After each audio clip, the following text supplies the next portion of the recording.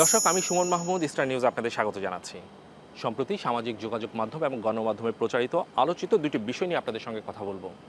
প্রথমটি হলো অন্তর্বর্তীকালীন সরকারের উপদেষ্টারা তারা তাদের দায়িত্ব থেকে অব্যাহতি পাওয়ার পরেও তারা সরকারি বাসভবনে অবস্থান করছেন। এই বিষয় নিয়ে সামাজিক যোগাযোগ মাধ্যম এবং গণমাধ্যমে বেশ লেখালেখি হচ্ছে। সেখানে বলা হচ্ছে উপদেষ্টারা তারা তাদের নৈতিকতা বিসর্জন দিয়ে তারা সেই বাসভবনগুলোতে অবস্থান করছেন। দর্শক, আইন কি বলছে?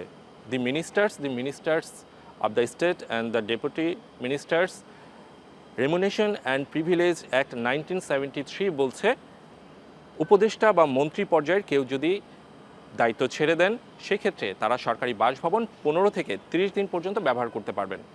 এর পরবর্তীতে যদি এই সময়টি আরও বৃদ্ধি করতে হয় সেক্ষেত্রে গণপূর্ত অধিদপ্তরে তাদের একটি লিখিত আবেদন করতে হবে এবং গণপূর্ত অধিদপ্তর যে আদেশটি দিবেন সেই আদেশ অনুযায়ী নির্দিষ্ট সময় বের হয়ে যেতে হবে এবং কোনোভাবেই এটি অনির্দিষ্টকাল থাকার জন্য এই অধিদপ্তর তাদের পারমিশন দেবে না।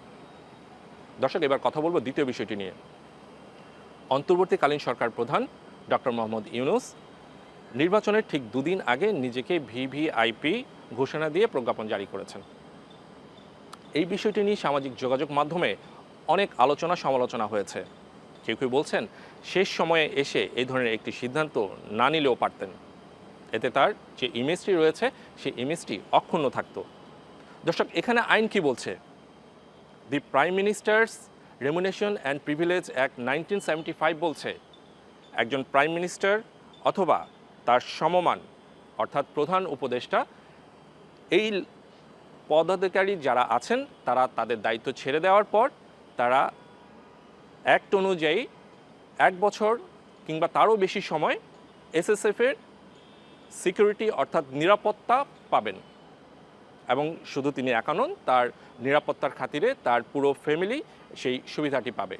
শুধু তাই নয়, তার চিকিৎসা ভাতা, বিদেশে ভ্রমণ এবং দেশে যে তার আবাসন রয়েছে যেখানে তিনি আছেন বসবাস করছেন সেখানেও তিনি একটি রেমুনেশন পাবেন, অর্থাৎ সরকার সেটি দেখাশোনা করবে বা ভাতা প্রদান করবে।